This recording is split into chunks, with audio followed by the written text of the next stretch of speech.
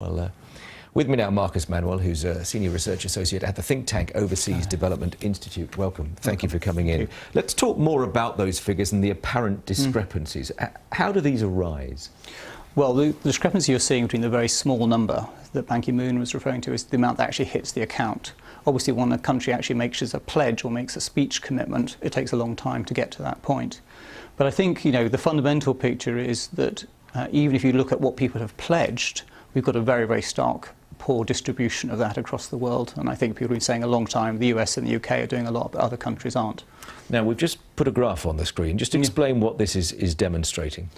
So what we've demonstrated on the blue side is what would happen if this 1 billion had been raised as if this was a peacekeeping mission.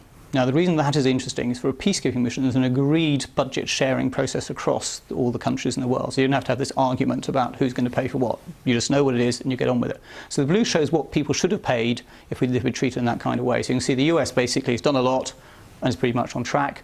UK has actually done a lot more than it would have done if it had been this. That's partly understandable. Sierra Leone is a special case, you understand that.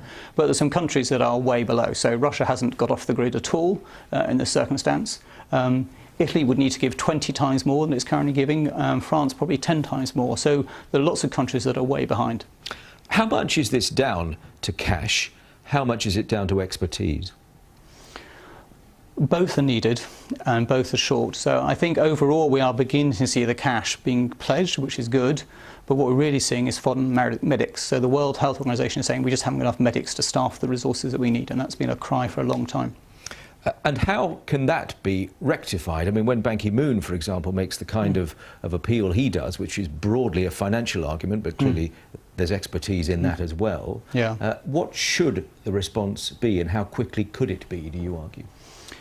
What the response needs to be is, part of what's already happening. So the UK is mobilised and it's great. Nearly 600 NHS workers have volunteered to go overseas. That's going to make a big difference.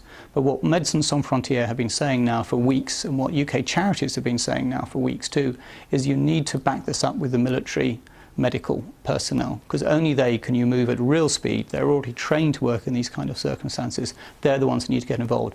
At the moment, the UK is saying, well, send the soldiers, but only to build hospitals or only to treat health workers. They're not going to be on the front line, and it's the front line where the gaps are, and that's where the tragedy. If we don't get them on the front line, this crisis that is about 10,000 people now dead is going to be about 1 million. That's the scary number, and that's what will happen in 2 months, 3 months' time if we don't get on top of the crisis.